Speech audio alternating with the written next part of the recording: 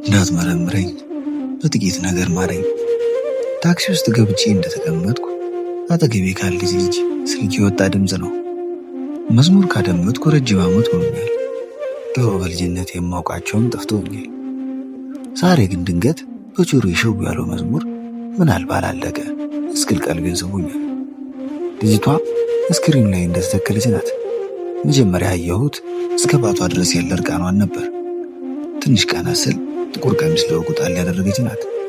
ከዛ በላይ ቀና ብዬ ላይ አትፈራው።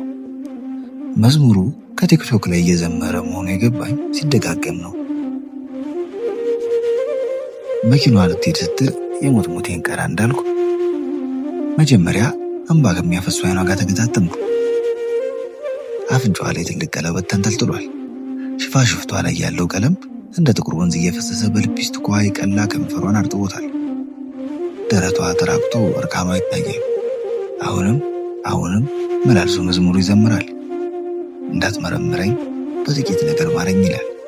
ጥቂት ነገር ምን ይሆን ብዬ መለስ ስል ራሴን ጠየቅኩት። ፈጣሪን እንዲያው በጥቂት ነገር ማረኝ ብለው እንኳን ጥቂት ነገር የምን ይሆን? ለመሐላ እንኳን ስሙን ጠርቼ አላውቅም። ደጁን ረግጬ አላውቅም። ጾሜ ጸልዬ መጽውቼ አላውቅም። ታዲያ ይህ ጥቂት ነገር ምን ይሆን እያልኩ እያሰላሰልኩ ያቺ ሴት ወራጅ አለች። ድምጿ በሲጋ ብዛት ይቆራረጣል። ዝም ብዬ እስክትወርድ በዓይኔ ተከተልኳት። መዝሙሩ አላቆምም። እሷም ማልቀሷን አልተወችም። ታክሲዋ በቆመችባት ጥላት ልትሄድ ስትል ግን እኔም ድንገተኛ ወራጅ አልኩኝ። የልጅቱን መጨረሻ ለማየት እንጂ መውረጃ እንኳን አልነበረም። እንደወረድኩ መንገዱ ስትሻገር አይቼ ተከተልኳት። የ6 ኪሎ ምን አደባባይ ተሻግራ ትንሽ እንደተራመደች ማርቆስ ቤተክርስቲያን ጋር ስትደርስ በሩ ላይ ወደቀች።